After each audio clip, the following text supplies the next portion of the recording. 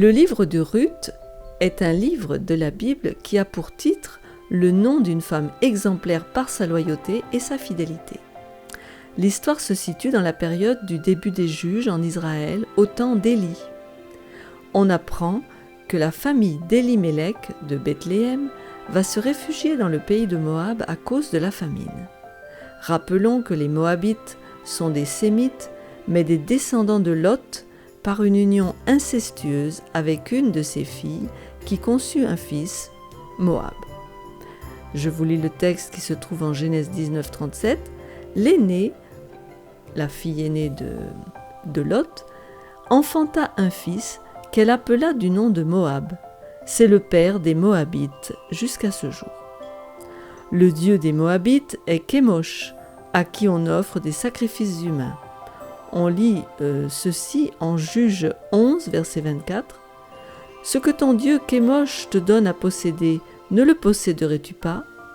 Et tout ce que l'Éternel notre Dieu a mis en notre possession devant nous, nous ne le posséderions pas ?» Et en 2 Rois 3, 26-27, on voit que le roi de Moab, voyant qu'il avait le dessus dans le combat, prit avec lui 700 hommes, tirant l'épée pour se frayer un passage jusqu'au roi d'Édom, mais ils ne le purent pas. Il prit alors son fils premier-né, qui devait régner à sa place, et il l'offrit en holocauste sur la muraille. Et une grande indignation s'empara d'Israël, qui s'éloigna du roi de Moab et retourna dans son pays. Donc ces deux textes pour nous montrer que le dieu des Moabites est Kémosh et qu'ils offrent des sacrifices vivants. La Bible appelle cela une abomination. En 1 Roi 11, verset 7, la Bible nous dit « Alors Salomon bâtit sur la montagne qui est en face de Jérusalem un haut lieu pour Kémosh, l'abomination de Moab, et pour Moloch, l'abomination des fils d'Ammon. » Si vous ne connaissez pas l'histoire de Salomon, vous savez que c'était le deuxième grand roi d'Israël. Et malheureusement, à un moment donné, avec les femmes qu'il a épousées, il est devenu idolâtre. Il a adoré le dieu Kémosh. L'histoire de Ruth peut être vue comme une typologie. Moab représenterait donc une église sœur d'Israël. Ruth, quant à elle, pourrait représenter toute âme qui n'est pas encore dans l'église. Le peuple de Dieu, c'est l'église. Toute âme démunie qui cherche son véritable époux afin qu'il la rachète de ce monde de péché. Boaz ou Boz, un homme riche et puissant, peut être vu comme un type de Christ. Il a le droit de rachat et il va exercer sa miséricorde envers cette jeune veuve sans moyens. Ruth, la Moabite, deviendra l'arrière-grand-mère de David et l'ancêtre du Messie. C'est la merveilleuse grâce de Dieu qui opère des changements chez les humains, faisant des païens des croyants. Ce qui compte pour le Dieu d'Israël, c'est la foi en lui seul et l'observance de ses préceptes, non l'ethnie ou la religion. Il appelle tous les hommes au salut, quelles que soient leurs origines. Je vous propose donc d'analyser ce livre qui nous présente une typologie du plan du salut.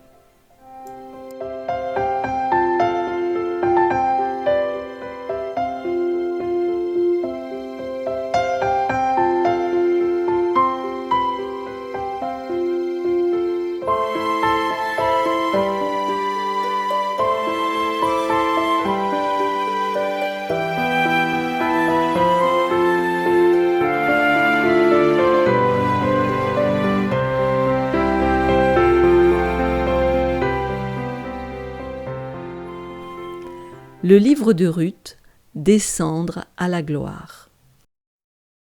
Lisons Ruth, chapitre 1, versets 1 à 5. Du temps des juges, il y eut une famine dans le pays. Un homme de Bethléem de Juda partit, avec sa femme et ses 2 fils, pour faire un séjour dans le pays de Moab. Le nom de cet homme était Élimélec, celui de sa femme Naomi. Et ses 2 fils s'appelaient Machlon et Kilion, ils étaient Éphratiens de Bethléem de Juda. Arrivés au pays de Moab, ils y fixèrent leur demeure. Élimélec, mari de Naomi, mourut, et elle resta avec ses 2 fils. Ils prirent des femmes moabites, dont l'une se nommait Orpa, et l'autre Ruth, et ils habitèrent là environ 10 ans. Machlon et Kilion moururent aussi tous les deux, et Naomi resta privée de ses 2 fils et de son mari. Ce qui m'intéresse dans ces quelques versets, ce sont les noms des personnes. Ces noms sont là pour une raison. Regardons à la concordance Strong pour situer chaque personnage, car en Israël, on sait que le nom a toujours un sens. Elimelech veut dire « l'Éternel est mon roi ». Naomi veut dire « ma gracieuse ». Machlon, lui, c'est quelqu'un qui, d'après son nom, malade, maladif. Kilion veut dire « qui glanguit », qui se fane. Orpa, quant à elle, est opiniâtre, d'après le sens de son nom. Et Ruth veut dire « amie », une amie. La famine en Israël peut être vue comme un désert spirituel.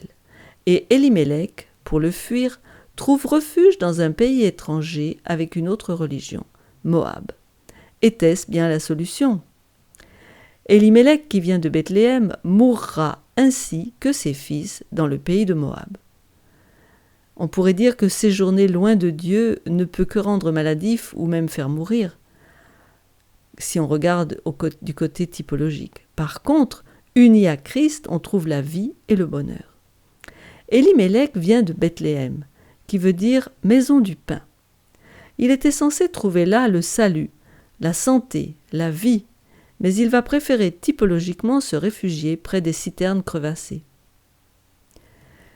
Les fils de Naomi vont épouser des étrangères, mais leur séjour ne va pas leur réussir et ils vont mourir.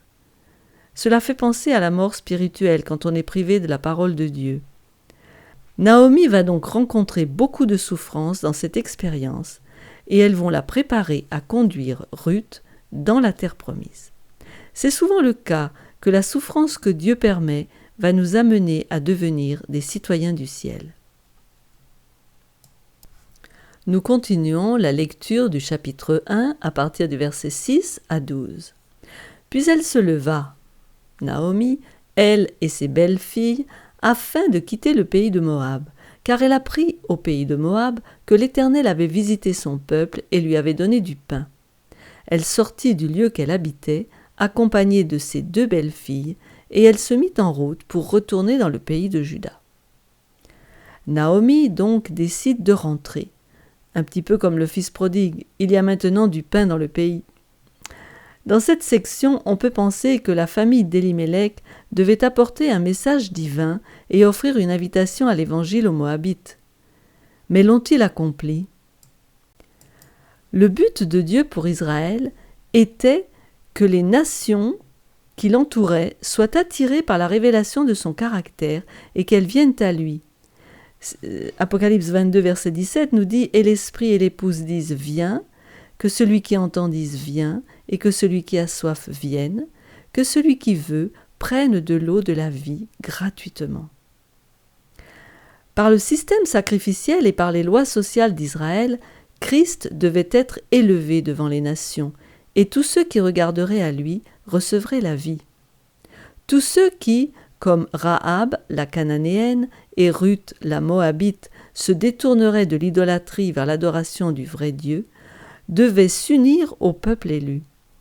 Au fur et à mesure que le nombre des Israélites augmenterait, le pays devait élargir ses frontières jusqu'à ce que leur royaume englobe le monde entier. Aujourd'hui aussi, l'Église a le même rôle. Sa tâche est de lancer l'invitation à tous, car tous sont invités au pays de l'Éternel. Alors, nous reprenons le texte. Verset 8. Naomi dit alors à ses 2 belles filles, « Allez, retournez chacune à la maison de sa mère. Que l'Éternel use de bonté envers vous, comme vous l'avez fait envers ceux qui sont morts et envers moi. Que l'Éternel vous fasse trouver à chacune du repos dans la maison d'un mari. » Et elle les baisa. Elles élevèrent la voix et pleurèrent. Et elles lui dirent, « Non, nous irons avec toi vers ton peuple. » Naomi dit, « Retournez, mes filles, pourquoi viendriez-vous avec moi ? Ai-je encore dans mon sein des fils qui puissent devenir vos maris ? Retournez, mes filles, allez, je suis trop vieille pour me remarier. Et quand je dirai « J'ai de l'espérance », quand cette nuit même je serai avec un mari et que j'enfanterai des fils? Attendriez-vous pour cela qu'ils eussent grandi? Refuseriez-vous pour cela de vous marier? Non, mes filles, car à cause de vous, je suis dans une grande affliction de ce que la main de l'Éternel s'est étendue contre moi. » Oui, Naomi est généreuse. Elle veut laisser la liberté à ses belles-filles, la liberté de rester dans leur pays, de retrouver des époux dans leur culture. Mais elles se sont attachées à elle. Cependant, et sur son insistance, Orpa restera, tandis que Ruth, la fidèle, insistera pour la suivre, car elle s'est attachée aussi au Dieu d'Israël. Verset 14. Et elles élevèrent la voix et pleurèrent encore. Orpa baisa sa belle-mère, mais Ruth s'attacha à elle. Naomi dit à Ruth, « Voici, ta belle-sœur est retournée vers ton peuple et vers ses dieux. Retourne, comme ta belle-sœur. » Ruth répondit, « Ne me presse pas de te laisser, de retourner loin de toi. Où tu iras, j'irai, et où tu demeureras, je demeurerai. Ton peuple sera mon peuple, et ton Dieu sera mon Dieu. » Parole remarquable de foi, car il faut bien reconnaître que ce voyage est un voyage dans l'incertitude. Cependant, c'est le désir profond de son cœur. Elle sait, Ruth, que le vrai Dieu est là, et elle suivra sa conviction. Elle va quitter sa famille, ses amis, pour se joindre à la famille de Dieu. Je continue au verset 17. « Où tu mourras, je mourrai, et j'y serai enterré. Que l'Éternel me traite dans toute sa rigueur, si autre chose que la mort vient à me séparer de toi. » Naomi, la voyant décidée à aller avec elle, cessa ses instances. Elles firent ensemble le voyage jusqu'à leur arrivée à Bethléem. Et lorsqu'elles entrèrent dans Bethléem, toute la ville fut émue à cause d'elles, et les femmes disaient « Est-ce là Naomi ?» Bethléem, cela veut dire « maison du pain ». Le nom même est porteur d'espérance. Pour Naomi, l'ambiance est familière. Il y a excitation dans le village à leur arrivée. C'est l'amour fraternel. Lorsque quelqu'un vient à l'église, on l'entoure, on se réjouit. Verset 20 maintenant, elle leur dit « Ne m'appelez pas Naomi, appelez-moi Mara, car le Tout-Puissant m'a rempli d'amertume. J'étais dans l'abondance à mon départ et l'Éternel me ramène les mains vides. Pourquoi m'appelleriez-vous Naomi, après que l'Éternel s'est prononcé contre moi et que le Tout-Puissant m'a affligée? » Oui, Naomi est amère. Elle est partie comblée, elle revient avide. C'est ce qui se passe quand on va à Moab, dans une religion étrangère. Verset 22. Ainsi revinrent du pays de Moab Naomi et sa belle-fille, Ruth la Moabite. Elles arrivèrent à Bethléem au commencement de la moisson des orges. Et oui, le retour coïncide avec la moisson des orges. Tiens, c'est heureux, car la terre est prête à donner ses dons. Sur le plan typologique, cela peut correspondre à la moisson du peuple de Dieu. La gerbe d'orge était présentée comme les premiers fruits de la récolte. On lit cela en Lévitique 23, versets 10 et 11. « Parle aux enfants d'Israël, et tu leur diras, quand vous serez entrés dans le pays que je vous donne, et que vous y ferez la moisson, vous apporterez au sacrificateur une gerbe, prémisse de votre moisson. Il agitera de côté et d'autre la gerbe devant l'Éternel, afin qu'elle soit agréée. Le sacrificateur l'agitera de côté et d'autre le lendemain du sabbat. » On ne pouvait commencer à utiliser l'orge avant cette cérémonie. Cette offrande des premiers fruits faisait référence à ce qu'on lit en 1 Corinthiens 15, 23, « Christ comme prémisse, puis ceux qui appartiennent à Christ lors de son avènement. » Si vous voulez plus de renseignements sur cette fête, vous pouvez aller dans notre vidéo sur les fêtes en Israël.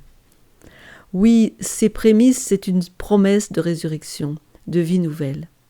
Pour Ruth et Naomi, c'est la promesse d'une vie nouvelle, une promesse de rédemption et de paix. Que l'Éternel vous fasse trouver à chacune du repos dans la maison d'un mari, avait-elle dit au verset 9. Voyons maintenant le chapitre 2. Ruth 2, verset 1. Naomi avait un parent de son mari. C'était un homme puissant et riche, de la famille d'Élimélec, qui se nommait Boaz ou Boz. Boaz nous est présenté. Son nom veut dire « en lui est la force ». C'est un homme riche et puissant. C'est un type de Christ. Je continue ma typologie.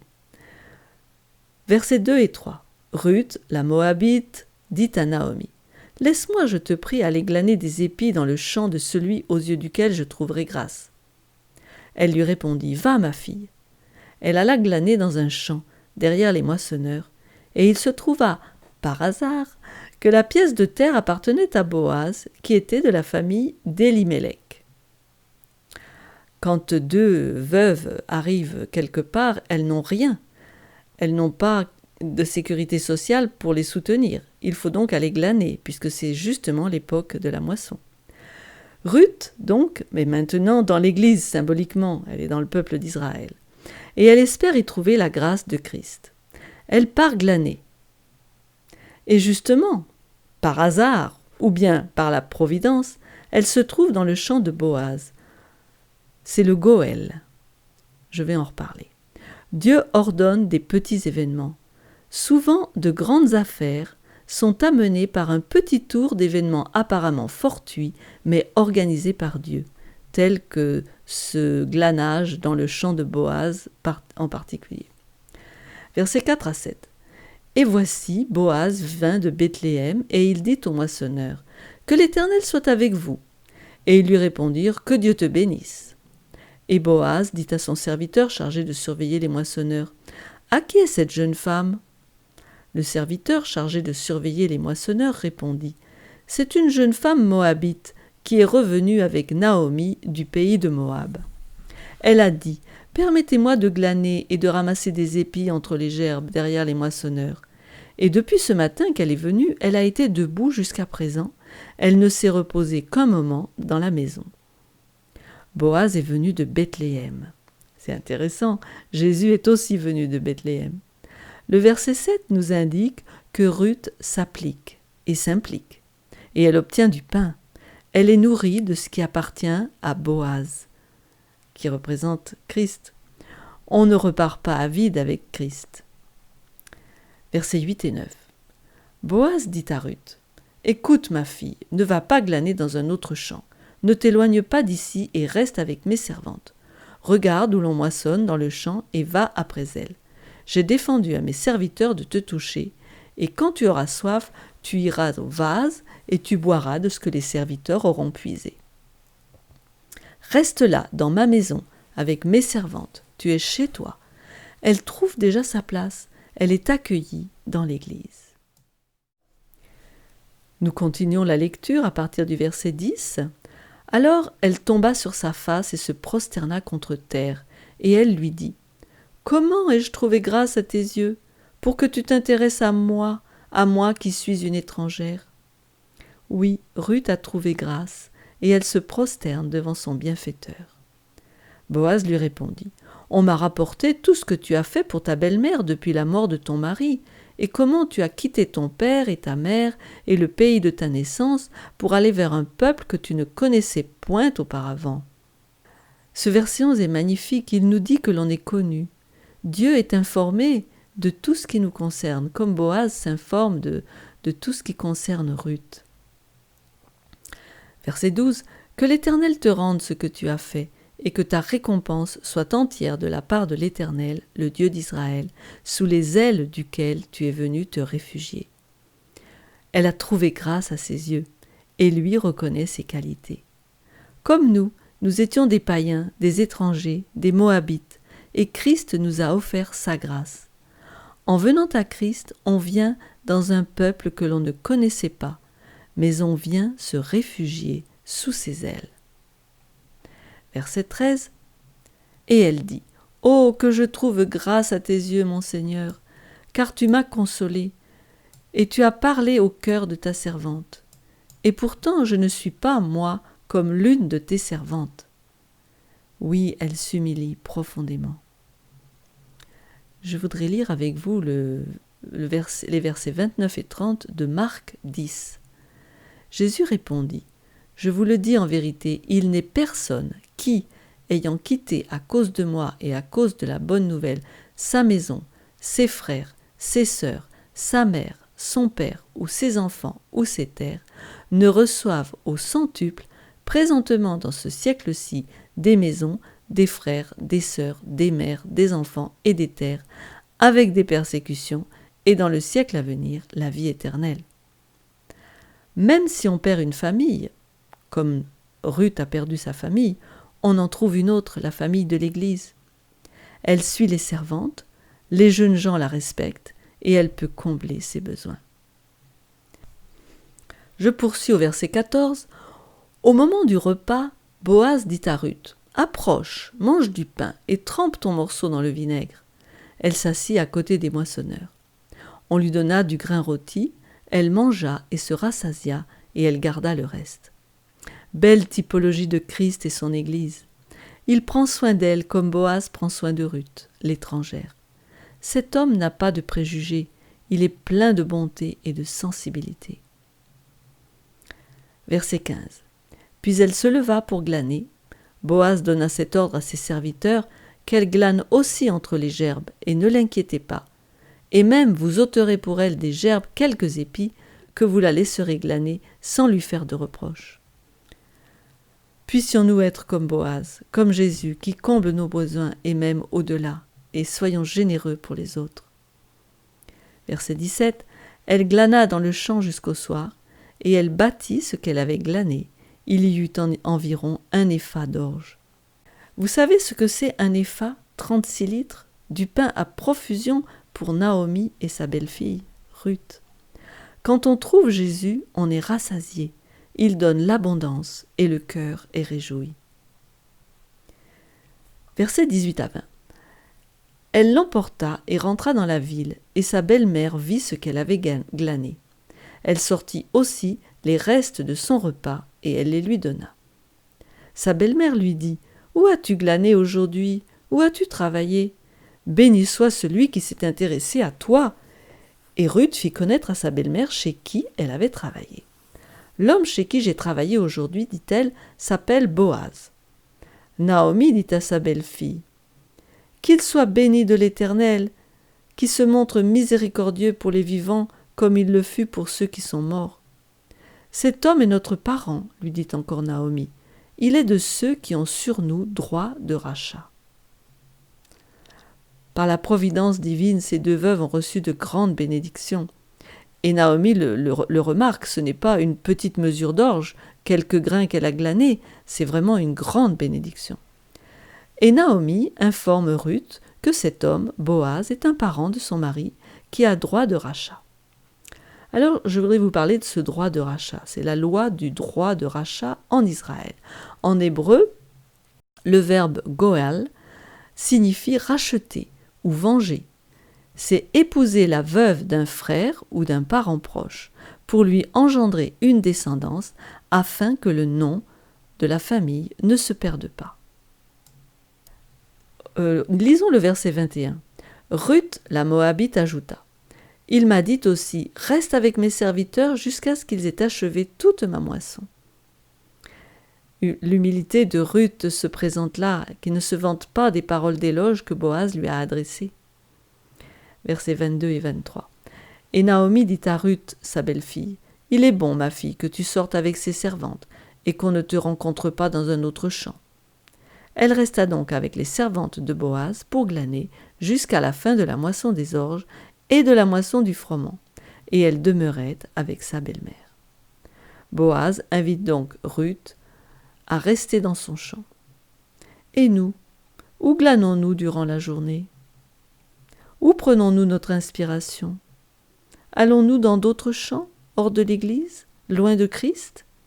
Alors restons dans l'Église, restons dans le champ de Dieu, près de Jésus. Chapitre 3. Verset 1. Naomi, sa belle-mère, lui dit, « Ma fille, je voudrais assurer ton repos afin que tu fusses heureuse. » Du repos, cela signifie, pour une veuve, trouver une situation de famille, un mari. Versets 2 et 3. « Et maintenant Boaz, avec les servantes duquel tu as été, n'est-il pas notre parent? Voici, il doit vanner cette nuit les orges qui sont dans l'air. Lave-toi et oins-toi, puis remets tes habits et descends à l'air. Tu ne te feras pas connaître à lui jusqu'à ce qu'il ait achevé de manger et de boire. » Maintenant que Ruth a trouvé son sauveur, elle est prête à s'engager, à être baptisée pour sceller son union avec le peuple de Dieu. Elle va donc se laver, se parfumer et mettre ses beaux habits. Ce sont tous des symboles de purification. Le baptême, le parfum, c'est la bonne odeur de Christ, et les beaux habits, c'est la robe de justice de Christ. Verset 4. Et quand il ira se coucher, observe le lieu où il se couche. Ensuite va, découvre ses pieds et couche-toi. Il te dira lui-même ce que tu as à faire. Découvrir ses pieds en hébreu, c'est le mot gala, qui peut vouloir dire se révéler soi-même, ou bien était-ce une coutume de soumission. Il te dira ce que tu dois faire. Ce n'est pas elle qui fait sa propre volonté, c'est le Saint-Esprit qui guide sa démarche. Quand on vient auprès de Christ, le Sauveur, on lui demande comment pouvoir accomplir sa volonté et être guidé par le Saint-Esprit. Versets 5 à 9. Elle lui répondit, « Je ferai tout ce que tu as dit. » Elle descendit à l'air et fit tout ce qu'avait ordonné sa belle-mère. Boaz mangea et but, et son cœur était joyeux. Il alla se coucher à l'extrémité d'un tas de gerbes. Ruth vint alors tout doucement, découvrit ses pieds et se coucha. Boaz est heureux de sa récolte, comme Jésus le sera lorsqu'il viendra moissonner son blé à son retour. Au milieu de la nuit, verset 8, cet homme eut une frayeur. Il se pencha, et voici une femme était couchée à ses pieds. Il dit, « Qui es-tu » Elle répondit, « Je suis Ruth, ta servante. Étends ton aide sur ta servante, car tu as droit de rachat. » Ruth se couche à ses pieds. Il est peut-être minuit. C'est l'heure où l'époux doit venir. Matthieu 25, verset 6. Au milieu de la nuit, minuit, on cria « Voici l'époux, allez à sa rencontre !» Cette cérémonie, dans le chant, est une proposition de mariage. Étends ton aile, le mot kanaf en hébreu, peut vouloir dire donc aile ou vêtement ou frange ou pan du vêtement. C'est l'idée de couvrir de son manteau. Cela veut dire « Prends-moi pour ta femme et accomplis envers moi le devoir d'un mari ». Typologiquement, Ruth se fait la servante ou l'esclave de Jésus et lui demande de faire d'elle son épouse en la couvrant de sa robe ou de son manteau de justice. Voyez pour cela le texte d'Ésaïe 61, verset 10. Magnifique typologie. Ruth s'humilie et ose par la foi présenter sa demande, car elle se sait appréciée et aussi à cause de son grand besoin. Et nous poursuivons avec les versets 10 à 14.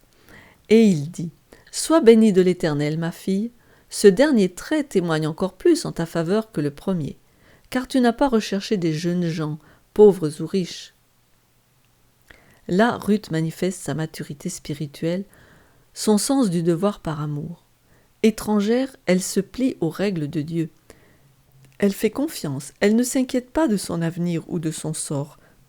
Elle vit par la foi. Verset 11. Maintenant, ma fille, ne crains point. Je ferai pour toi tout ce que tu diras, car toute la porte de mon peuple sait que tu es une femme vertueuse. Ne crains point. Quand on vient à Jésus, c'est la réponse qu'il nous donne. Toute la conversation est très décente. Verset 12. Il est bien vrai que j'ai droit de rachat, mais il en existe un autre plus proche que moi. Passe ici la nuit, et demain, s'il veut user envers toi du droit de rachat, à la bonne heure, qu'il le fasse. Mais s'il ne lui plaît pas d'en user envers toi, j'en userai, moi. L'Éternel est vivant. Reste couché jusqu'au matin. Avant de venir à Christ, on a appartenu au prince de ce monde, cet autre qui prétend nous posséder. Il faut donc couper cette relation avant d'avoir l'autre. Mettre de côté tout ce qui est de l'autre, en nous, rentrer en nous-mêmes. Vous comprenez ce que je veux dire? L'autre, c'est celui qui avait droit de rachat. Et oui, l'autre dans ce monde, c'est Satan. Elle resta couchée à ses pieds jusqu'au matin, et elle se leva avant qu'on pût se reconnaître l'un l'autre. Boaz dit « Qu'on ne sache pas qu'une femme est entrée dans l'aire ». Boaz manifeste sa discrétion, sa courtoisie en la laissant passer la nuit là et discrètement s'en aller sur le matin. Et il ajouta « Donne le manteau qui est sur toi et tiens-le. » Elle le tint et il mesura 6 mesures d'orge qu'il chargea sur elle, puis il rentra dans la ville. Et oui, elle repart chargée de nourriture pour de longs jours. Ruth revint, verset 16, auprès de sa belle-mère et Naomi dit « Est-ce toi ma fille ?» Ruth lui raconta tout ce que cet homme avait fait pour elle. Et Naomi s'empresse auprès d'elle, elle est déjà heureuse de son bonheur, et Ruth lui dit tout, le cœur débordant, comme la Samaritaine qui repart au village en Jean 4, 29, et dit tout ce qui s'est passé car elle est comblée, remplie. Verset 17. Elle dit « Il m'a donné ces 6 mesures d'orge en disant « Tu ne retourneras pas à vide vers ta belle-mère. » Et Naomi dit « Sois tranquille, ma fille, jusqu'à ce que tu saches comment finira la chose, car cet homme ne se donnera point de repos, qu'il n'ait terminé cette affaire aujourd'hui. »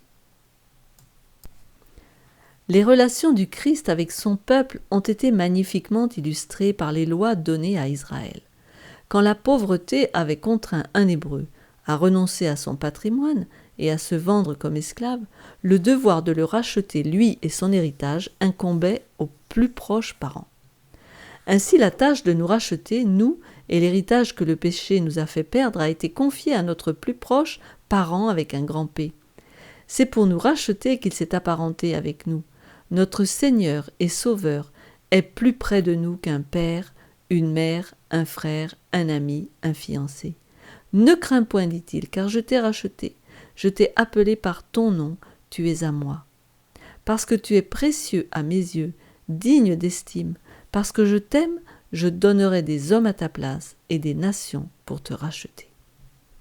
Oui, les promesses de Jésus à son Église ont toujours été les mêmes. Comme il est dit en Zacharie 2, verset 8, « Celui qui vous touche, touche la prunelle de son œil. » Et en Jérémie 31, verset 3, « De loin l'Éternel se montre à moi, je t'aime d'un amour éternel, c'est pourquoi je te conserve ma bonté. » Chapitre 4. Boaz monta à la porte, là où se tient le jugement, et s'y arrêta. Or voici celui qui avait droit de rachat et dont Boaz avait parlé, vint à passer. Boaz lui dit « Approche, reste ici, toi, un tel. » Et il s'approcha et s'arrêta. Comme je viens de vous le dire, la porte en Israël, c'est toujours le siège du jugement. Boaz prit alors 10 hommes parmi les anciens de la ville, et il dit « Asseyez-vous ici » et ils s'assirent. Puis il dit à celui qui avait le droit de rachat « Naomi, revenue du pays de Moab, a vendu la pièce de terre qui appartenait à notre frère Élimélec. J'ai cru devoir t'en informer et te dire « Acquiers-la » en présence des habitants et en présence des anciens de mon peuple. Si tu veux racheter, rachète, mais si tu ne veux pas, déclare-le-moi afin que je le sache. Car il y a personne avant toi qui ait le droit de rachat, et je l'ai après toi. » Et il répondit, « Je rachèterai. » Boaz dit, « Le jour où tu acquerras le champ de la main de Naomi, tu l'acquerras en même temps de Ruth, la Moabite, femme du défunt, pour relever le nom du défunt dans son héritage. » Et celui qui avait le droit de rachat répondit, « Je ne puis pas racheter pour mon compte, crainte de détruire mon héritage. Prends pour toi mon droit de rachat, car je ne puis pas racheter. » Le parent proche qui a le droit de rachat n'est intéressé que par les terres, mais pas par la veuve, ce qui serait pourtant une œuvre de miséricorde et de renoncement à soi.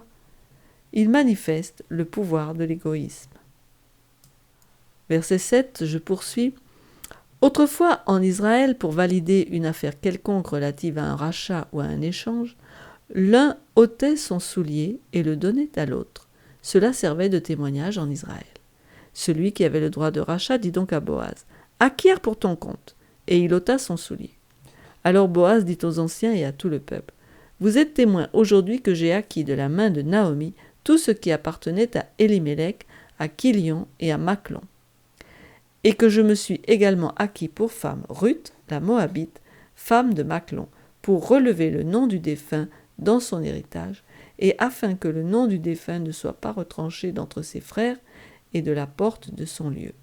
Vous en êtes témoins aujourd'hui. » Tout le peuple qui était à la porte et les anciens dirent : « Nous en sommes témoins, que l'Éternel rende la femme qui entre dans ta maison semblable à Rachel et à Léa, qui toutes les deux ont bâti la maison d'Israël. Manifeste ta force dans Ephrata, et fais-toi un nom dans Bethléem. Puisse la postérité que l'Éternel te donnera par cette jeune femme rendre ta maison semblable à la maison de Péretz, qui fut enfantée à Juda par Tamar. » Tout ce texte fait référence à un jugement. C'est le jugement final. Il faut savoir qu'en Israël, on n'était pas autorisé à épouser des païens, mais la procédure va se faire légalement. Boaz, le type du Christ en contestation avec celui qui avait droit de rachat. Le Rédempteur véritable est celui qui renonce à lui-même, à son propre héritage. Il est prêt à donner un héritage et un héritier à quelqu'un d'autre, un membre de sa famille, un frère. Il acquiert ainsi une épouse qui fera sa joie. Tout le conseil des anciens est témoin que l'affaire est juste. Ainsi, le mariage est légitimé. L'honneur de la famille, du pays, de Dieu est sauvé. La bénédiction accompagne les futurs époux. Verset 13. Boaz prit Ruth, qui devint sa femme, et il alla vers elle. L'Éternel permit à Ruth de concevoir, et elle enfanta un fils. Les femmes dirent à Naomi : « Béni soit l'Éternel, qui ne t'a point laissé manquer aujourd'hui d'un homme ayant droit de rachat, et dont le nom sera célébré en Israël. Cet enfant restaurera ton âme, et sera le soutien de ta vieillesse, car ta belle-fille qui t'aime l'a enfantée, elle vaut mieux pour toi que 7 fils. » Naomi prit l'enfant et le mit sur son sein, et elle fut sa garde. Les voisines lui donnèrent un nom en disant : « Un fils est né à Naomi », et elles l'appelèrent Obed. Ce fut le père d'Isaïe, père de David. Obed veut dire « servant Dieu ». Savez-vous que dans le temple de Salomon, le roi fit 2 piliers dont l'un fut appelé Boaz, ça se trouve dans 2 Chroniques 3,17, synonyme de force. Tout le temple de Dieu reposait sur ces colonnes, dont l'une, symboliquement, représente Christ. Nous allons lire les versets 18 à 22 pour terminer. Voici la postérité de Péretz. Péretz engendra Hetzron, Hetzron engendra Ram, Ram engendra Aminadab, Aminadab engendra Nachon, Nachon engendra Salmon, Salmon engendra Boaz, Boaz engendra Obed, Obed engendra Isaïe, et Isaïe engendra David. C'est donc la généalogie de David, mais en fait aussi la généalogie de Christ. Une généalogie très intéressante. On lit en Matthieu 1, verset 5, « Salmon engendra Boaz de Rahab, et Boaz engendra Obed de Ruth, Obed engendra Isaïe. » Donc, la mère de Boaz était Rahab, la prostituée de Jéricho, et sa femme, Ruth, une Moabite. Voilà l'héritage de Christ dans sa lignée. Peu importe d'où nous venons, Jésus nous accepte. Nous pouvons aussi découvrir ses pieds et lui dire « Épouse-moi ». I love you. Vous connaissez ces mots que l'on aime entendre. Je t'aime. Comme ces mots sont spéciaux entre 2 jeunes gens. Mais ils sont encore plus particuliers quand ils nous sont adressés par notre Sauveur, qui veut notre bonheur.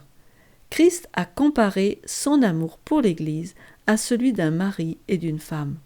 Les Écritures racontent de tendres histoires d'amour, Jacob et Rachel, l'émouvante histoire de Ruth, la Moabite, qui, par son mariage avec Boaz, est devenue un chaînon dans la généalogie du Messie. Oui, la leçon de ce petit livre de Ruth est pour nous. Devenons l'ami, comme c'est le sens du nom de Ruth, de Christ, et il pourvoira à tout le reste.